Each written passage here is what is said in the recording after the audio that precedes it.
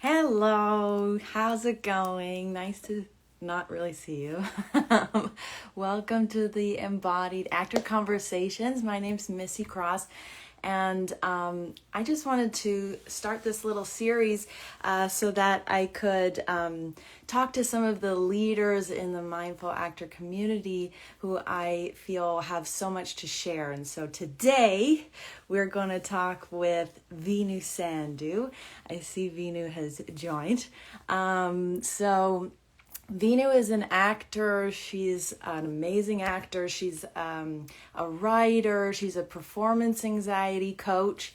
And she's an acting and yoga teacher. And so I'm so excited to try to let her join.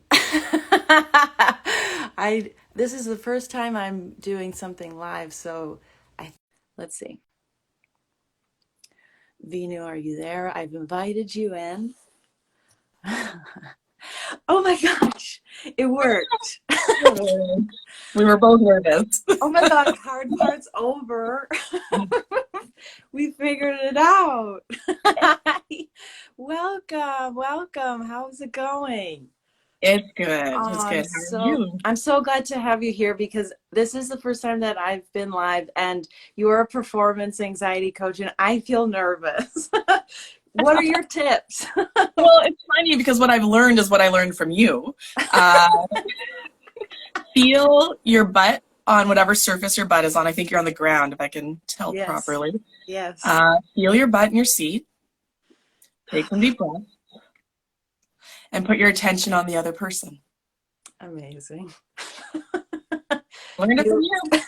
You are amazing, Veenu. Oh, it's so nice to talk with you. How did you get into doing like performance anxiety stuff?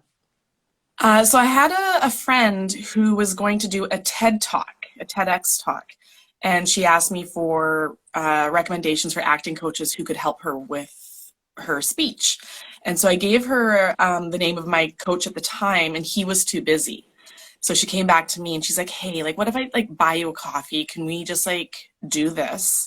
Wow. And I ended up meeting her every week for 4 weeks. And I just kind of realized that, oh, I've been doing this for a while and I actually know stuff. You know,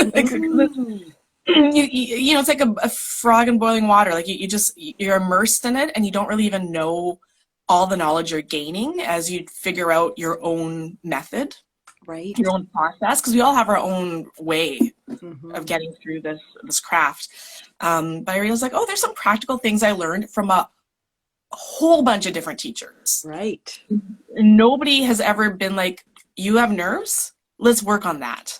There's all these acting classes for other things. So I'm like, oh, that's something that I think needs to be out there. And I'm seeing other coaches doing it now, which is fantastic. Yes. And I like, because for me, the worst is when you see someone with talent and skill and the only thing blocking them is the nerves. Yes.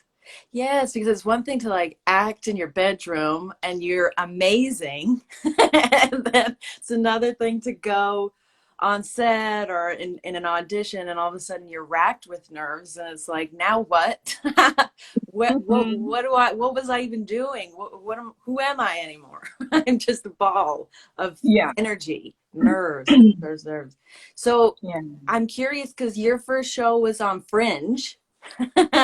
How was that experience? Were you nervous there? Oh yeah. The audition itself was terrible. Okay. I had one line, and my job was they gave me a box, which is really weird in film and TV auditions, but they gave me like a banker's box, a file box, and they said, put this box down and say the line, the line was like, here are the files, or something like that. Okay. And they made me do it 3 times because every time I went to put the box down, I would like drop my head and I went like this. So the camera was losing me. Oh. And they kept making me do it over and over again. So I left being like, I'm such a rookie. I feel like I'm never going to work. And I'd been acting for 3 years at that point. Wow. And I had not, that was my first film and TV booking. And then on set, it was a little nerve-wracking. It's just so cool to be on a real set for the first time. Yeah. So I spend a lot of time watching and seeing what they're doing. And I talked to the props guy because I had some really cool, like almost like steampunk kind of gadgets and stuff he was working on for future episodes. We talked to him. And then Joshua Jackson was really sweet. There was a child in our episode, so he was chatting with a child, and the kid was kind of close to me, so like he chatted with me a little bit too, which definitely helped. Right.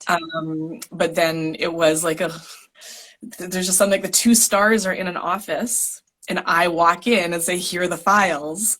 So I have to come in from a different room, hit a mark, say the line, make a decision which one of them I'm referencing when I put this box. You know, like there's so many things to think about.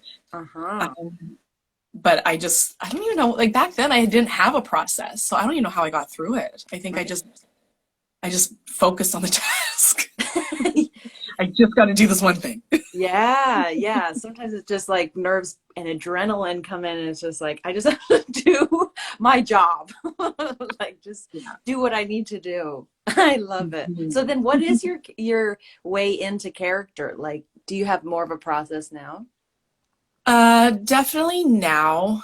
The funny thing is, like, I'm looking at my resume and most of it is one-line roles. Like, I've built my career on one-liners, and to be honest, like a lot of them it's just be the job. And I've even had a director say it in an audition once, saying, oh yeah, that's believable.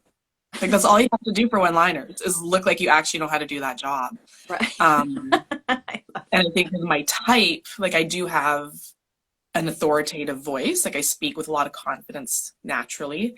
So that lets me play doctors and lawyers and cops, psychologists. Like, I always get those ones. So, and when I do my grounding work and I think about what is this character, I think about how strong I am in my foundation.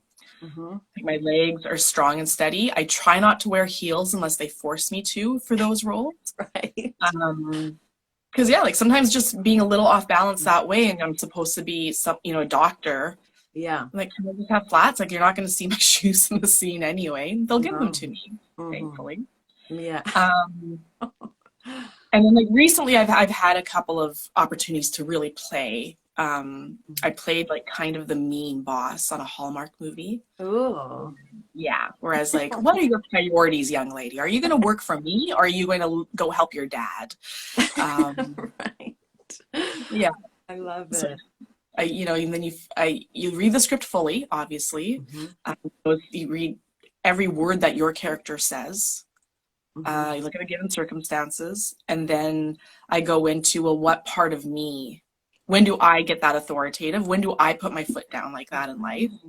And then that takes the kind of villain out of the character, because she just wants to be successful. So then you lean into that. That's what I do.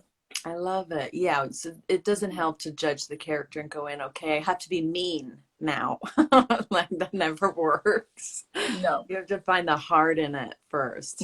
Like, why is she in this moment like this? What's underneath? So then when you go into auditions, like, how do you make sure, even like with one-liners, how do you make sure that it has that beginning, middle, and end? Like, what's your process there? Again, on set, it's kind of done for you in a way. But in auditions, it's so important. I think that's why I book them so much, is you got to look at when you look at any story, script, film, TV, book, there's a beginning, middle, end. Right. There's usually a climax. Something changes, right? It's like Oscar Wilde said, he doesn't say anymore, but he said, he goes, life, or writing, fiction, plays, I'm paraphrasing, it's life with the boring parts cut out.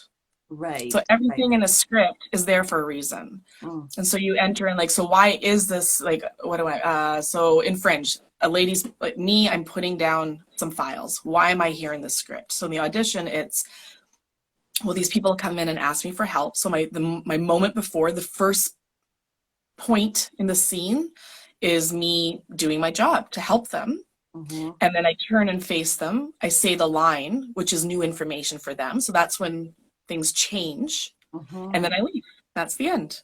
And you can really break down almost any scene that way. And if it's not in the script, that's where you get to be creative as an actor and say, logistically, truthfully, what might this character be doing right before the scene starts and the moment that the scene is ending. and you can have some fun in that as long as it's sticks with the tone and the genre and the given circumstances of the Right.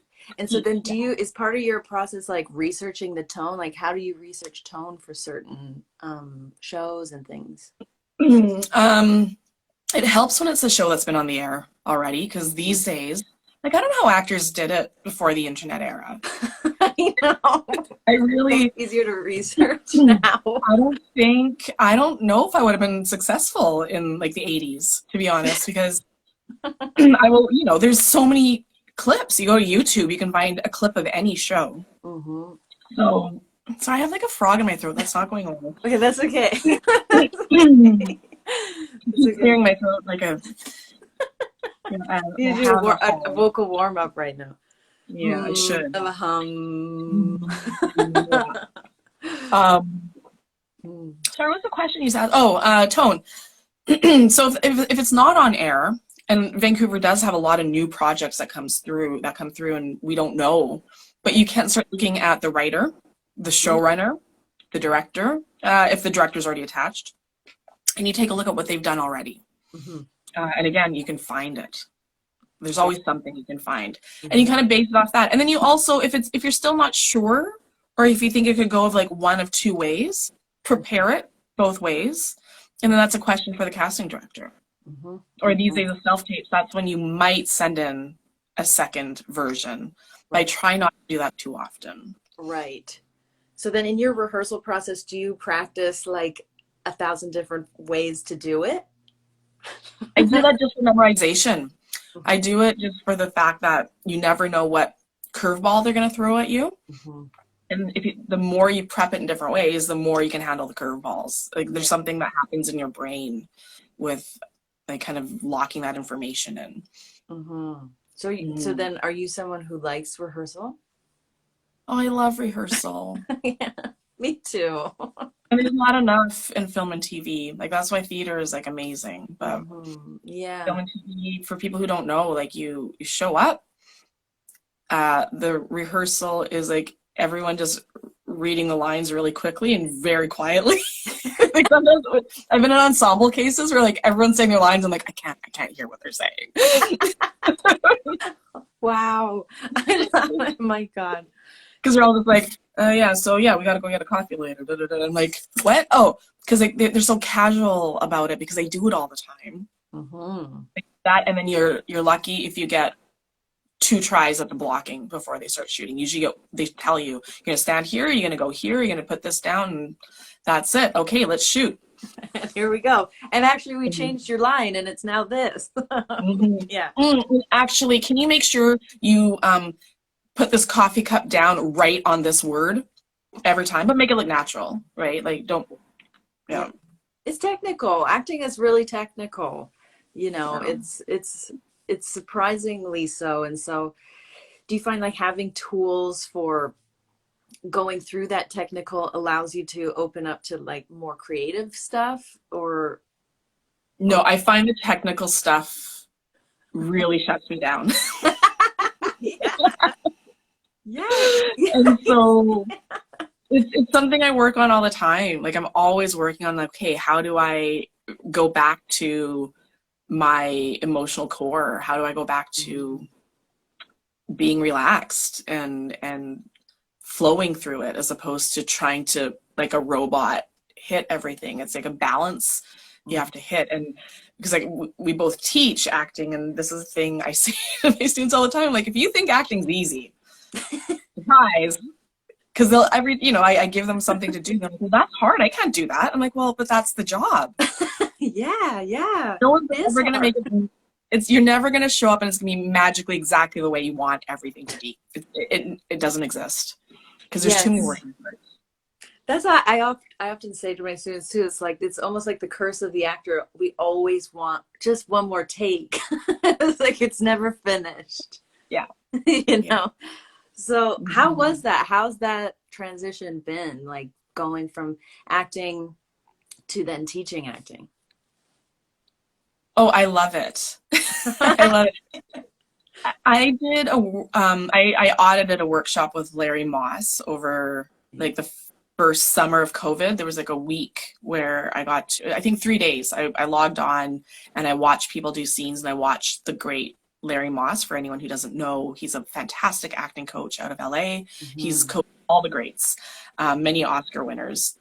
And what was really interesting is like there was these really wonderful actors doing their thing, but every time he was giving them notes, it was about really foundational things, like things you learn in the first year of acting school. And yeah, and it just kind of, it clicked for me. And then I got the job for teaching very shortly after that.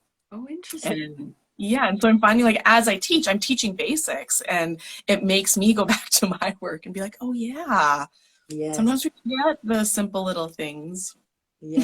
Yes, Lost in Space was awesome. Thank you. Lost in Space. How was that experience, being on Lost? That was phenomenal. That was amazing. I never, you know, I was working an office job in 2015, I want to say, 2014, 2015. And I told my manager there, I was like, listen, like I left that job because I was like, I have a goal to have a reoccurring character on a show in the next 2 years. And she was really sweet. She was really nice, but I could see it in her eyes. Oh, no. Never gonna happen, sweetheart. Like, she didn't believe it. And I don't even know if I fully believed it at the time. But Lost in Space came later. It was like 5 or 6 years after that. Yeah, because I think it was 2012 actually when I quit that job.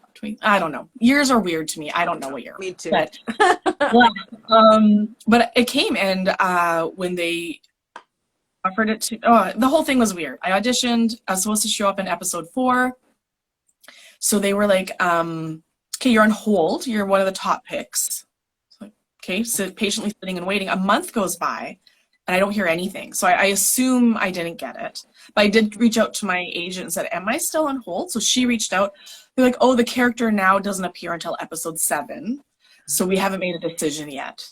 So I had to wait, like, again, like weeks. I had to wait to find out if I got it. And I finally got it. And it was amazing to be on a space show, because I'm a huge sci-fi lover myself. I love Star Trek. That's my jam. Yeah. One day I'll get on Star Trek. That's another goal.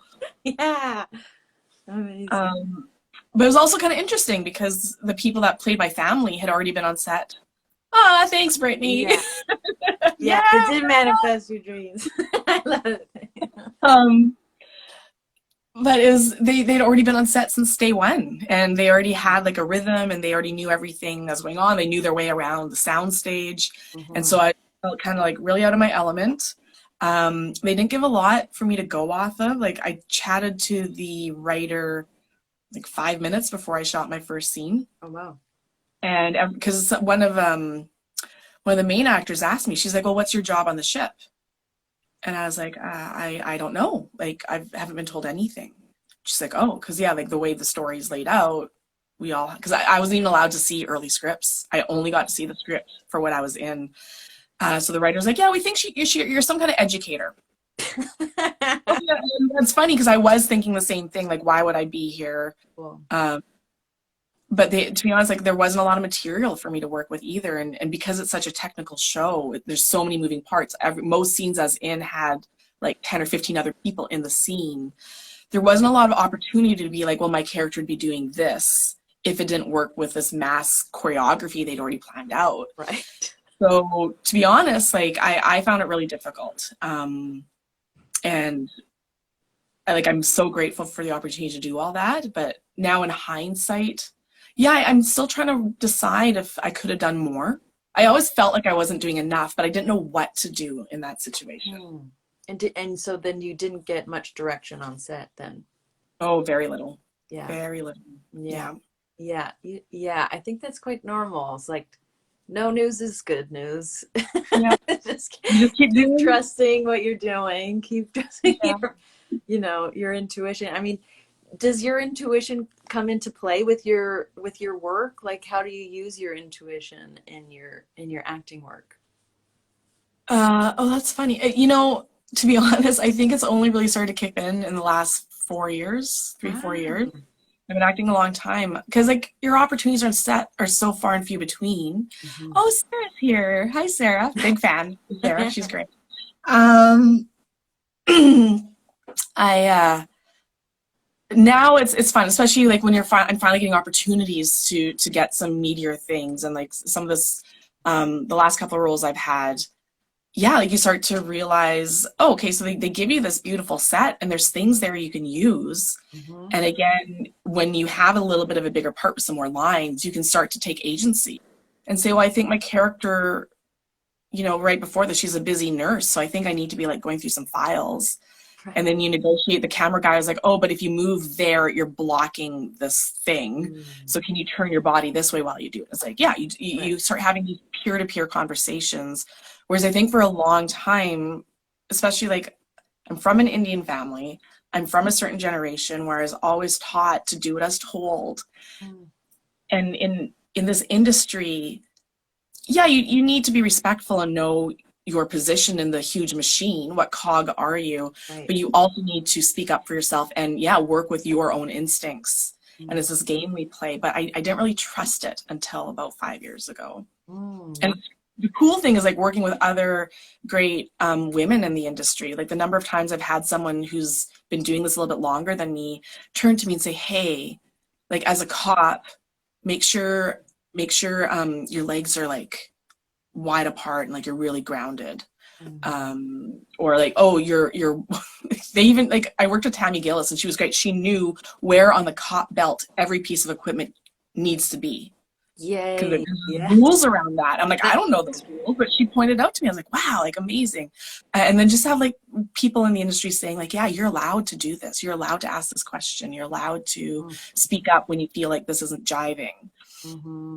Really helpful. And then you can trust your own instincts. I love that. Yes, I love that. Yeah, take ownership, ask questions when you need. And I love that. I feel like it's all in the details. Like when you have all those details set, you don't have to act as much.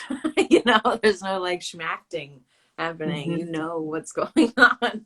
You know, oh, I really love that you had these little like angel people coming in to help you along the way. That's really beautiful. So then in between gigs, like what do you do? Like how do you stay sharp? What's your process there? What happens in between the gigs? Well, it's interesting, like COVID definitely changed everything. But up until COVID, I'm always in class. Like in class 9 months out of the year. Right. And different teachers too, because I find that everyone has their little nuggets of wisdom and they're not always the same. Or sometimes like it takes a while to hear it in a different way before it fully integrates. Over COVID, to be honest, I took a lot of time away. I took that Larry Moss workshop, and I did an audition class for a month just so I could work out my self-taping setup to figure out what I need to do to feel comfortable and get this locked and loaded so that it's not an added stress or pressure every time an audition rolls in. Because like the audition is enough stress and pressure, and then editing it is more stress and pressure. Finding a reader, also difficult. And then also like to be struggling with like what's behind me, where are the shadows, what is the like sound, all those things. So I took four weeks to nail that down, and I'm so happy I did that. And now because I'm teaching, I'm finding like just like as I teach, when I'm thinking about where the students are themselves, and then I'm finding like there's always little things that I connect with where I go, oh, I should be doing, maybe I'll do a little practice at home around that, like just inspire me on the day to day. Yeah. I don't know if that's really a helpful answer. Yeah, you're kind of in the zone of always learning and always being a student, even as a teacher, Oh yeah, always. It's like I always have in my head, you teach what you most need to learn, and that's where I sit all the time, where I'm like, I'm not an expert. I'm curious about the material that I teach, and so if I don't know an answer, I'm going to go learn it and figure it out and come back and let you know what I've found. Yeah, and like it's an art. Like it's not science or math where you can't just go through a checklist and say, okay, I have all these things, I'm good to go. Like it's constantly evolving and changing. And then as human beings, we're evolving and changing. So like what used to be an issue for me isn't any longer, but there's always a new thing. Mhm. There's always something new that I'm like, oh no, another wall. Yeah. Yes, yes. And like sometimes you're getting material that's like really challenging that you've never had to deal with before. And that Yeah. brings in its own huge set of Mhm. challenges. And if you're teaching it, it's like, yeah, you're learning along the way. That's really beautiful. So, So then what sort of self-care stuff do you do in that downtime or even when you're really, really busy? Do you have like um, a self-care process? I do, well, I like physical stuff is really important for me. I have Mm, diabetes, so I'm constantly monitoring my blood sugars. great. So I work out regularly. Mm. Um, COVID's been great. This is the first time in my life with COVID that like I've been able to work out 3 times a week uh, for almost 2 years. And then this January, my workout partner went. She's from Australia. She went home to visit her family, and I got a bit of a cold over Christmas, and I fell off. To be Mm. honest, like January, February, I'm up to like 2 times a week, but I'm not on the regular three, and I'm feeling it. Ah, And yeah. I'm more tired than usual. And again, like I don't know if it's seasonal, like there's a lot of factors. But my goal is to get back up to 3 times a week.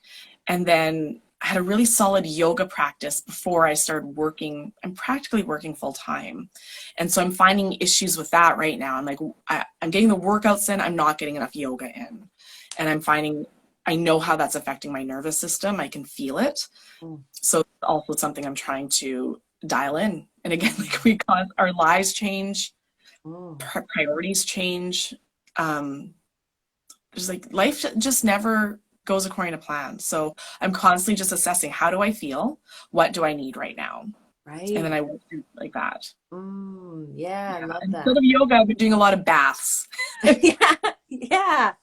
You need rest. We need rest in any shape, Mhm. especially being in a pandemic. I mean, it is stressful. It's interesting that it's in a lot of little pockets. It's like, okay, well, it's business as usual. You have to keep going, but it's still quite stressful. And Yeah. so, Well, this is one of those few jobs. Well, like again, like COVID changed everything, but for a long time, it didn't matter if you had the flu. You still had to show up because if you're not there to shoot those scenes on that day, it's not a little bit of loss of productivity. It's like thousands, if not tens of thousands, if not hundreds of thousands of dollars down the drain if you're not working.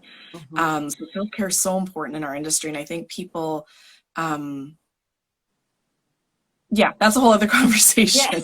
There's a lot of image stuff in this industry that I don't love, but Mhm. I do believe in taking care of ourselves and just in terms of like getting enough sleep, eating well, and physically managing your nervous system, Mhm. which is generally means movement of some sort. Mhm. Um, Mhm. and some people balk at, is that a word? Balk at that? Yeah, yeah, yeah. Yeah. Yes. Do you use any of the chakra stuff in that? Actually, I don't use it for my healing. That's interesting. Maybe it's time to get back into that. Yeah, like last year I went through like a bit of a stressful thing. I don't want to go into details, but it was really hard on my heart. And I did do some chakra stuff around that because I could feel like the pain was quite literal, like right here. Yeah, feel So it. I did look, that was like my one salvage for Hmm. that. But I Yeah, never looked at, yeah, self-care stuff. yeah, yeah. I mean, that's one of the things I love the most about the chakras is that you can you can use this as a map to so many things, and a map to self-care it can also be. Yeah. So, Mhm. look at that. We're at our half an hour. I just want to thank you, and I'm so excited because you're in a play. Can you tell us a little bit about it I before we don't know leave? how much. Like I haven't even gotten the script yet, so I can't tell you too much. It'll be going up at the Cultch here in Vancouver, first week of May, I believe. It's called Himmet, HIMMAT. Okay. The three-hander. I'll play a mother and a wife, basically. But Himith means strength in Punjabi. So it's really cool to play someone from my own background and culture. Yeah, because I've never really done that before. And to be honest, like I do feel quite removed from my background and culture a lot. So that I'm really kind of excited to see what this will bring to me. There's always selfish reasons. Yeah. So beautiful. Well, we will look out for that, definitely. Thank you. And thank you so much, Veenu, for joining me with this, for being my guinea pig with this. Hi, Josh.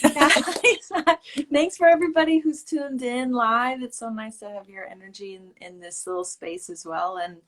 And that's all she wrote, I guess. Thanks so much, Veenu. Thank you for having me. This was great. Yeah. And I'm so happy for your course. I'm so excited. Take Missy's course. It changed my life. Literally changed my life. Oh, thank you, Veenu. Well, I love you so much. Love you Thanks so much. Okay, see you guys. Bye. Bye.